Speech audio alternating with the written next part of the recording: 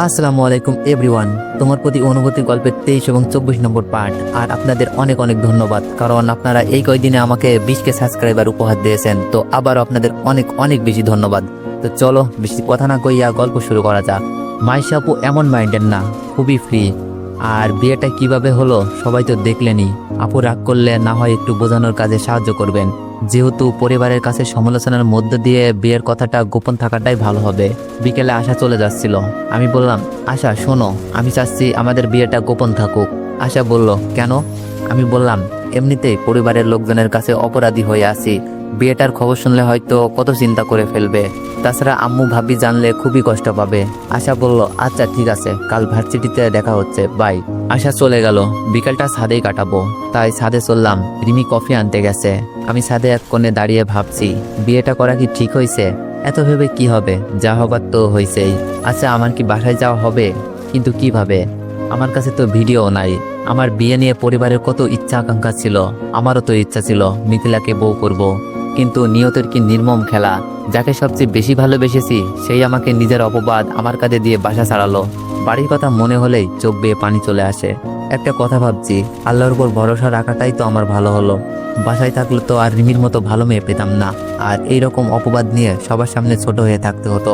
Rimi coffee নিয়ে এসেছে। রিমি বলল, কি ভাবছো অনিক? কিছু না। চোখ মোছার সময় দেখে ফেললো রিমি। রিমি বলল, কিছু না মানে? এই তুমি কাঁদছো কেন? আমি বললাম, পরিবারের কথা মনে পড়ছে। রিমি আমার হাত ধরে বলল, অনেক মন খারাপ করো না, দেখো সব ঠিক হয়ে যাবে। আমি বললাম, জানি না আমি আবার বাসায় ফিরবো কিনা, তবে আমার অপবাদটা যেন মিথ্যা প্রমাণ হয়। রিমি বলল, এটাই হবে, তুমি মন খারাপ করো না প্লিজ। রিমির সাথে ছাদে কিছুটা সময় কাটিয়ে রুমে এসে মোবাইল টিপছি আর ভাবছি আমার জীবনের ঘটনা গল্প আকারে দিব। হঠাৎ মোবাইল বেজে উঠলো। ভাবি ফোন দিয়েছে। হ্যালো ভাবি, কেমন আছো? ভাবি বলল, ভালো, তুমি কেমন আছো? আমি বললাম, ভালো। আম্মু আব্বু কেমন আছে? ভাবি বলল, ভালোই। অনেক, জানো মিথিলাকে আজ দেখতে এসেছিল। আমি কিছুটা খুশি হয়ে বললাম, পছন্দ করেছে? ভাবি বলল, মিথিলাকে দেখেছিল, তার পরিবারের অনেকেই পছন্দ করেছে। আগামী সপ্তাহে বিয়ে। আমি বললাম, শুনে খুশি হলাম, বিয়েটা ভালোভাবে হলেই হয়। আচ্ছা, ছেলে কি করে? যাই হোক, চাচাতো বোন, খবর তো নিতেই হয়। ভাবি বলল, ছেলে নাকি কক্সবাজারে কি ব্যবসা করে, সঠিক বলতে পারবো না, অনেক বড় লোকই মনে হয়। আমি বললাম, তাহলে তো ভালোই। আচ্ছা ভাবি, তোমার একটা কথা বলবো, প্রমিস করতে হবে, কাউকে বলবা না। ভাবি বলল, কি কথা? আমি বললাম, ভাবি তোমাকে বলেছিলাম না, আমাকে যে বাসায় আশ্রয় দিয়েছে সেই বাসায় একটা মেয়ে আছে না, নাম রিমি। ভাবি বলল, কেন, কি হয়েছে, প্রেমে পড়ে গেছো নাকি? না ভাবি, কাল রাতে বিয়ে করে ফেলেছি। আমার কথা শুনে ভাবি উত্তেজিত হয়ে বলল, বিয়ে করছো মানে, ভেগে গিয়ে নাকি? আমি বললাম, না আঙ্কেল আন্টির কথাই, তবে অনেক কাহিনী আছে, পরে বলবো তোমাকে। আচ্ছা। আমি বললাম, আচ্ছা প্লিজ বাসায় কাউকে জানিও না, আম্মু শুনলে কষ্ট পেতে পারে। ভাবি বলল, আচ্ছা ঠিক আছে। আমি বললাম, ভাবি এখন রাখি। ভাবির সাথে কথা বলার পর ফোন রেখে দিলাম। কিছুক্ষণ মোবাইল টিপার পর রিমি রুমে আসলো। রিমি বলল, আমার জানটা কি করছে? আমি বললাম, এই তো মোবাইল টিপছি, তুমি কোথা থেকে আসলা? রিমি বলল, এই তো আম্মুকে খাবার বানাতে হেল্প করলাম। তুমি এত লক্ষ্মী হলে কিভাবে? কখনো তো দেখি নাই আন্টির কাজে কোনো হেল্প করতে। আমি তো অবাক, এটাও কি আরেকটা রং? রিমি ভাব নিয়ে বলল, আমি সব সময় লক্ষ্মী। আমি মুচকে এসে বললাম, আমার বউ তো লক্ষ্মী হওয়ারই কথা, তাই না? রিমি বলল, পাম মারছো, আমার সাথে এসব চলবে না। রিমি তো দেখি পাম দেওয়াটাও বুঝে গেল। আমি বললাম, পাম তো মেয়ে পটানোর কাজে ব্যবহার হয়। রিমি রেগে গিয়ে বলল, আমি কি ছেলে? আরে না, তুমি তো আমার বউ, আর বউকে কেউ পাম দেয় না, ভুলভাল বোঝাচ্ছি। রিমি বলল, আচ্ছা ঠিক আছে, খেতে আসো। আমি বললাম, রিমি ভাবি ফোন দিয়েছিল, ভাবিকে আমাদের কথা বলেছি, অনেক খুশি হয়েছে, আর মিথিলার বিয়ে ঠিক হয়েছে। রিমি বলল, তাই নাকি? এত দুশ্চরিত্র মেয়ের বিয়ে ঠিক হয়েছে?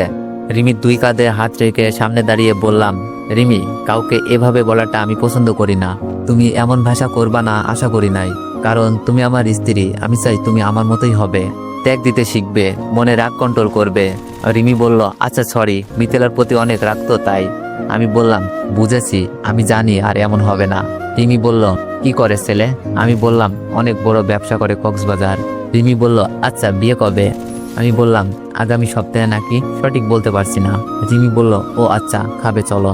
খাবার টেবিলে আঙ্কেল আন্টির দিকে তাকিয়ে বললাম, আঙ্কেল আন্টি আমি দুঃখিত আপনাদের মনে কষ্ট দেওয়াতে। আন্টি বলল, আঙ্কেল আন্টি কে? হ্যাঁ, আব্বু আম্মু বলবা। আন্টির কথা শুনে চোখের কোণে পানি জমে গেল। কতটা ভালো মানুষ হলে একটা পরিবারহীন ছেলেকে মেয়ের সুখের জন্য নিজের বাসায় রেখে বিয়ে দেয়, আর এত অল্প সময়ে রাগ না করে ভালোবাসা দিচ্ছে।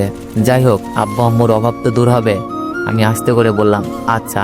আঙ্কেল বলল, আর আমরা মনে কোনো কষ্ট পাই নাই, আমাদের মেয়ে যাকে পেয়ে সুখে থাকবে তাকেই পছন্দ করে নিয়েছে। আমরাই প্রথম ভুল করেছিলাম, টাকা পয়সা প্রতিষ্ঠিত পাত্র খুঁজে। আসলে এইসব কখনো কাউকে সুখী রাখতে পারে না। জীবনে একজন ভালো মানুষ প্রয়োজন। আমি মনে করি রিমি সঠিক কাউকে খুঁজে নিয়েছে। আসলে আঙ্কেল আন্টিকে আব্বু আম্মু বলাটা কেমন লজ্জা লাগছিল। এখন হয়তো আগের মতো আঙ্কেল আন্টিকে বলতে পারবো না, তাই কথাও তেমন বলতে পারবো না। খাবার শেষ করে রুমে বসে বসে মনের সুখে গান গাচ্ছি, কিন্তু কি গান গাচ্ছি বলতে পারবো না। গুনগুন করছি কয়েকটা গানের সুর একসাথে। তো এভরিওয়ান, গানটা কি হতে পারে তোমরা একটু কমেন্টে বইলো তো। আমি বললাম, রিমি তোমার আব্বু কি বলেছে শুনেছো? রিমি বলল, কি বলেছে? আমি বললাম, তুমি সঠিক মানুষকে খুঁজে নিয়েছো। রিমি বলল, দেখা যাবে কতদিন সঠিক থাকেন। বিছানার একপাশে শুয়ে বললাম, আমাকে ভালো মানুষও বলেছে। রিমি বলল, তুমি ভালো? আমি রিমির দিকে তাকিয়ে বললাম, কেন, ভালো না? রিমি বলল, না, খুব পচা। আমার ঘুম ভেঙে দাও তুমি, আর এমন করবা না, ওকে? যা কিছু হয়ে যাক। যদি ওয়াশরুমে যেতে হয়? রিমি বলল, যাবা, আমার ঘুম না ভাঙলেই হলো। আমি বললাম, কিভাবে যাব? মাথাটা তো আমার বুকেই থাকে। তো গাইজ, এইগুলো শুনলে কেমন একটা বিয়ে বিয়ের ফিল পাওয়া যায়, তাই না? রিমি বলল, এটা পার্মানেন্টলি আমার, ওকে? এভাবে কেটে যাচ্ছে খুনসুটি, রাগ, অভিমান, ভালোবাসা। রিমি আমাকে অনেক কেয়ার করে। কাল মিথিলার বিয়ে, বাসায় থাকলে হয়তো আমি আনন্দটা করতাম, কিন্তু এখন আনন্দ করার জন্য কেউ নেই। পরিবারের লোকজনের মন ভালো নেই। বিয়েটা হয়তো সাদামাটাই হবে। আজ মাইশা আপু এসেছিল, মিথিলার বিয়েতে নাকি যাবে, আমিও নাকি একসাথে যেতে হবে। কিন্তু আমার যে ওই বাড়িতে যাওয়া মানা। মিথিলার সাথে এমন কিছু ঘটেছে, মাইশা আপু তো কিছুই জানে না, শুধু বলেছে চাচাতো বোনের বিয়েতে যাবে না। এত রাগ করছো তুমি, অনেক অনুরোধ। শেষে কাল যাব বলে মাইশা আপুকে বোঝালাম। মিথিলার বিয়েটা হয়তো হয়ে গেছে। ঘুমিয়েছিলাম, ফোনে মাইশা আপুর কল, রিসিভ করতেই কান্নার আওয়াজ। আমি বললাম, কি হয়েছে আপু, কাঁদছো কেন? আপুর কান্না যেন বিপদের সংকেত পাচ্ছি। আপুর কি কোনো কিছু হলো? মাইশা আপু কেঁদে কেঁদে বলল, অনেক, ভাইয়া অ্যাক্সিডেন্ট করেছে, হাসপাতালে নিয়ে যাওয়া হয়েছে। আমি বললাম, কিভাবে? মাইশা আপু বলল, কি জানো, কি জরুরি কাজে অফিসে যাচ্ছিল, কিছুক্ষণ আগে খবর আসে ভাইয়া গাড়ির বড় মালবাহী ট্রাকের সাথে ধাক্কা খায়।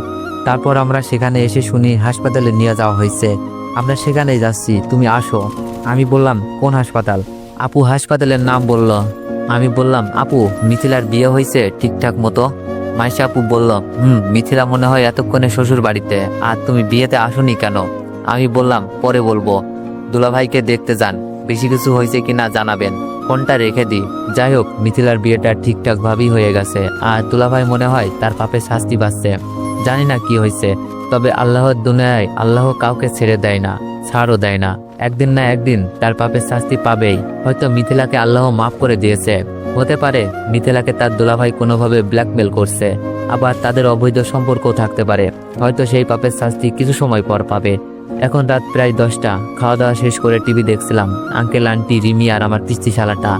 আন্টি বলল, অনিক, শুনলাম তোমার চাচাতো বোন মিথিলার বিয়ে ঠিক হয়েছে। আমি বললাম, জি আন্টি, বিয়েটা ঠিকঠাক মতোই হয়েছে, কিন্তু মিথিলার দুলাভাই অ্যাক্সিডেন্ট করেছে। কি অবস্থা বলতে পারছি না। রিমি বলল, ও আচ্ছা, সুমি আপুর কাছে ফোন দাও। আমি বললাম, ভাবছি। আঙ্কেল বলল, দুলাভাই তার পাপের শাস্তি পাচ্ছে অনেক, তোমাকে বাসা থেকে বের করছিল না, দেখবে মানুষগুলোর কি হাল হয়। আমি বললাম, জি আঙ্কেল। টিভি দেখা শেষ করে আঙ্কেল আন্টির সাথে গল্প করে ঘুমাতে চলে আসলাম। বিছানায় বসে সুমি আপুকে ফোন দিলাম। হ্যালো অনেক, কেমন আছিস ভাই? সুমি আপু তো কান্না করার কথা, কিন্তু হেসে হেসে বলছে কেন? আমি বললাম, ভালো, শুনলাম দুলাভাই নাকি অ্যাক্সিডেন্ট করছে, কি অবস্থা এখন? আপু বলল, অবস্থার কি হবে, সব তার পাপের শাস্তি। আমি বললাম, কি হয়েছে? সুমি আপু বলল, পা দুটো ভেঙে গেছে, ডাক্তার বলেছে একেবারে অকেজ, আর কোনোদিন হাঁটতে পারবে না। আমি অবাক হয়ে বললাম, আপু তোমার তো কান্না করার কথা, কিন্তু তুমি এভাবে হেসে হেসে বলছো কেন? সুমি আপু হঠাৎই কেঁদে দিয়ে বলল, ভাই কান্নার কথা বলছিস? এই লোকটা মরে গেলেও যে আমার চোখে পানি আসবে না। এই লোকটা আমার আদরের ভাইকে বাসাছাড়া করেছে, আর ভাই দেখিস মিথিলাও তার পাপের শাস্তি পাবে। আমি বললাম, কেঁদো না আপু, আমি সবাইকে মাফ করে দিয়েছি, আমি চাই আল্লাহ মাফ করুক। সুমি আপু কান্না করছিল আর বলছিল, না রে ভাই, আল্লাহ মাফ করুক এই দোয়া করিস না, শুধুমাত্র বাচ্চাটার জন্য সত্যটা জেনেও সংসার করছি, নয়তো সত্যটা জানার সাথে সাথে এই সংসার ত্যাগ করতাম। তুই জানিস, সবটা জানার পর মিথিলা আর তার দুলাভাইয়ের সাথে ভালোভাবে কথাও বলি না। আমি বললাম, আপু কান্না থামাও প্লিজ, তোমার কান্না যে আমি সহ্য করতে পারি না। সুমি আপু বলল, তাই তো মিথ্যা অপবাদ নিয়ে বাসা থেকে বেরিয়ে গেলি, তবে তুই চিন্তা করিস না, আমি তোকে আবার বাসায় ফিরিয়ে আনবো, সবাই সত্যটা জানবে। আমি বললাম, আচ্ছা আপু রাখি, ঘুমাবো। ফোন রেখে মাইশাপুর কাছে ফোন দিলাম, নয়তো আপু ভাববে এমন বিপদে আমি খবর নিই নাই, পরে রাগ করে বসবে। আমি বললাম, আপু দুলাভাইয়ের কি অবস্থা এখন? মাইশাপু কান্না করছিল আর বলছিল ভাই আর হাঁটতে পারবে না, পায়ের উপর দিয়ে বাসের চাকা চলে গেছে। আমি বললাম, কি করবেন আপু, সব নিয়তির খেলা, এখন আপনি কোথায়? মাইশাপু বলল, হাসপাতালেই আছি, তুমি তো আমার ভাইকে দেখতেও আসলা না। আমি বললাম, আপু এত রাতে কিভাবে যাব বলো, কাল সকালে আসবো, ভেবেছে একটু দেখে আসি, আমাকে দেখলে হয়তো পাপের আগুনটা আরো জ্বলবে। ফোন রেখে শুয়ে আছি, রিমি পাশ থেকে বলে উঠল, তুমি কি সত্যিই যাবে? আমি বললাম, সবার জন্য না হোক, মাইশাপুর জন্য যেতে হবে। রিমি বলল, আমি কি যাব? আমি বললাম, কোনো দরকার নেই, আমি শুধু আপুর সাথে দেখা করেই চলে আসবো। রিমি বলল, আচ্ছা ঠিক আছে। সকালে ঘুম থেকে উঠে ফ্রেশ হয়ে হাসপাতালে ছুটলাম। হাসপাতালে গিয়ে দেখি আশার আব্বু আম্মু মাইশা আপু আর আশার ভাইয়া দাঁড়িয়ে আছে। সুমি আপুকেও দেখতে পাচ্ছি, মনে হয় শাশুড়ির সাথে দাঁড়িয়ে আছে। আমাকে দেখে আশা এগিয়ে এসে বলল, কিরে তুই এখানে কেন এসেছিস? আমি ফিস করে বললাম, মাইশাপুর কারণে আসতে হলো। আশা বলল, ভালো করেছিস, তোদের বাসা থেকেও কেউ আসেনি? আশার আব্বু আম্মু অবাক হয়ে তাকিয়ে আছে। আমি আমার দুলাভাইকে দেখতে আসলাম, যে কিনা আমার জীবন ধ্বংস করতে চেয়েছিল। মাইশাপুর কাছে গিয়ে খোঁজ খবর নিলাম। সুমি আপু তো আমাকে দেখে কান্নার অবস্থা। এটা যে স্বামীর পাহারা কান্না না, ভালোভাবেই বুঝতে পারছি। সুমি আপু বাসায় কাউকে জানায়নি, তাই কেউ আসেনি। শুনেছি পাগুলো কেটে ফেলতে হবে, তারপর প্লাস্টিকের পা লাগাবে, আজ নাকি অপারেশন করানো হবে। আমি বিদায় নিয়ে বাসায় চলে আসব, কেউ আটকাতে চায়নি, শুধু মাইশা আপু বলেছিল, এখনই চলে যাবি নাকি? চলে আসার সময় আশাও আমার সাথে চলে এসেছে। রিকশায় বসে বাসার দিকে যাচ্ছি। আশা বলল, অনেক ঠিক আছে, আল্লাহ কাউকে ছাড় দেয় না, তুমি হয়তো নিজে কিছু করতে চাওনি, কিন্তু আল্লাহ ঠিকই তার পাপের শাস্তি দিয়েছে। আমি বললাম, হয়তো। আশা বলল, হয়তো না, এটাই ঠিক। আমি বললাম, হৃদয় ভাইয়ার সাথে তোমার কথা হয়? আশা বলল, আসলেই হৃদয় ভাই আমাকে অনেক ভালোবাসে। আমি বললাম, দেশে আসবে কবে, কিছু বলেছে? আশা হাস্যোজ্জ্বল মুখ নিয়ে বলল, না এখনই আসবে বলে মনে হয় না, বলেছে বাসায় বিয়ের কথা চললে নাকি জানাতে, তখনই আসবে আর আমাকে নিয়ে যাবে। আমি বললাম, তাহলে তো অনেক ভালো। আশা বলল, আমি বললাম, কিন্তু আশা তুমি জানো, আগে তো ভাবতাম আঙ্কেল আন্টি আমাকে আশ্রয় দিয়েছে আর আমার যাওয়ার কোনো জায়গাও নাই, কিন্তু এখন না, এখানে থাকতে ভালো লাগে না, মনে হয় যেন ঘর জামাই থাকছি। আশা বলল, ও এই ব্যাপার, তাহলে রিমিকে নিয়ে একটা ফ্ল্যাট নিয়ে থাকো। আশা কি না ভেবেই বলল। আমি বললাম, কিন্তু এত টাকা পাবো কোথায়? রিমির আব্বুর অফিসে চাকরি করে পাই 30,000 টাকা, আমার পড়ালেখা, ফ্ল্যাট ভাড়া, গ্যাসের বিল, বিদ্যুৎ বিল, খাওয়া সবকিছু মিলে কি সম্ভব বলো? আশা বলল, এটাও তো ভেবে দেখি নাই। আমি বললাম, আচ্ছা পরে কথা হবে, বাসায় চলে আসছি। আশা বলল, আচ্ছা। আশাকে নামিয়ে দিয়ে বাসায় চলে আসলাম। ফ্রেশ হয়ে এসে রুমে এসে দেখি রিমির হাতে শরবতের গ্লাস। রিমি শরবতের গ্লাস এগিয়ে দিয়ে বলল, কি ব্যাপার, এত জলদি চলে আসলে? গ্লাসটা হাতে নিয়ে বললাম, শুধু মাইশা আপুর সাথে দেখা করতে গিয়েছিলাম। রিমি বলল, ও আচ্ছা। শরবত খেয়ে শরীরে যেন সকল ক্লান্তি দূর হয়ে গেল।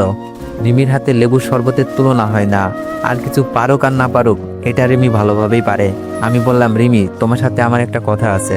রিমি বলল, কি কথা বলো? আমি বললাম, রিমি আমার না এখানে থাকতে ভালো লাগছে না, নিজেকে ঘর জামাই মনে হচ্ছে। রিমি বলল, কে শিখিয়ে দিয়েছে এইসব? ফিস করে বললাম, আমার অডিয়েন্সরা। রিমি বলল, কি বললে? আমি বললাম, না মানে বিয়ের পর তো মেয়েরা শ্বশুর বাড়ি যায়, আর আমি উল্টা শ্বশুর বাড়িতে আছি। রিমি বলল, আমার শ্বশুর বাড়ি থাকলে আমিও যেতাম, আর তুমি এখানে থাকবে না তো কোথায় থাকবে? আমি বললাম, চলো না আমরা কোথাও ভাড়া থাকি। রিমি বলল, কি বলছো তুমি? কত টাকা বেতন পাও? মাত্র 30,000 টাকা। এই টাকা দিয়ে কি চলা সম্ভব? আমি বললাম, একটু কষ্ট হবে, কিন্তু আমরা ঠিক পারবো। রিমি বলল, এখন এইসব চিন্তা বাদ দাও, যখন বড় চাকরি করবা আর আমি আমার স্বপ্ন পূরণ করব, তখন না হয় অন্য কোথাও যাব, এখন একটু কষ্ট করে থেকে যাও সোনা। কথাটা কিন্তু ঠিক, এখানে থেকে যে সুযোগ সুবিধা পাচ্ছি, নিজেরা চলতে গেলে হয়তো খেয়ে বাঁচতেই সমস্যায় পড়ব। আর রিমির লেখাপড়ার অনেক খরচ, আমারটা আমি চাকরির টাকাতেই চালিয়ে নিচ্ছি, কিন্তু রিমিরটা, তবে একটু বেতন বাড়াতে পারলে যাওয়া যায়। রিমি না হয় আঙ্কেলের টাকায় লেখাপড়া করলো, আমি নিজের টাকায় নিজের ভাড়া বাড়িতে। আমি বললাম, আচ্ছা ঠিক আছে। রিমি বলল, খেতে আসো, খাবার সময় হয়ে গেছে। আমি বললাম, আসছি। খাবার খেয়ে রুমে এসে শুয়ে আছি। কাল থেকে ভার্সিটি যাব, অনেকদিন যাওয়া হয়নি। সারাদিন নানা চিন্তা আর রাতে রিমির সাথে রোমান্স করতেই কেটে যায়। সকালে ফ্রেশ হয়ে ভার্সিটিতে গেলাম, রিমি আমার সাথেই। ভার্সিটিতে এসে রিমির ইচ্ছা ছাড়া কোনো কিছুই করতে পারছি না। তো আমার অডিয়েন্স যারা আছো তারা ভুলেও ভাই আগে বিয়ে শাদী কইরো না ভাই, পড়ালেখা শেষ করার পরে কইরো, নাইলে কিন্তু এই সমস্যায় পড়বা। ফ্রেন্ড সার্কেলও বাধা, রাহুল, ফাহিম, ইভা, আশা এছাড়া অন্য কারোর সাথে কথা বলার নিষেধ। ক্যাম্পাসে বসে সবাই আড্ডা দিচ্ছিলাম, পিছন থেকে কে যেন মেয়ে কণ্ঠে ডাক দিল, এটা অনিক না? মেয়েটি বলল, হাই অনিক, কেমন আছো? এদিক দিয়ে তো রিমির চোখে আগুন, সাথেই বসা ছিল রিমি। তো এভরিওয়ান, নেক্সট পার্ট খুব শীঘ্রই আসবে। আর যারা যারা এখনো চ্যানেলে নতুন আছো সবাই একটু সাবস্ক্রাইব করে দিও। ধন্যবাদ।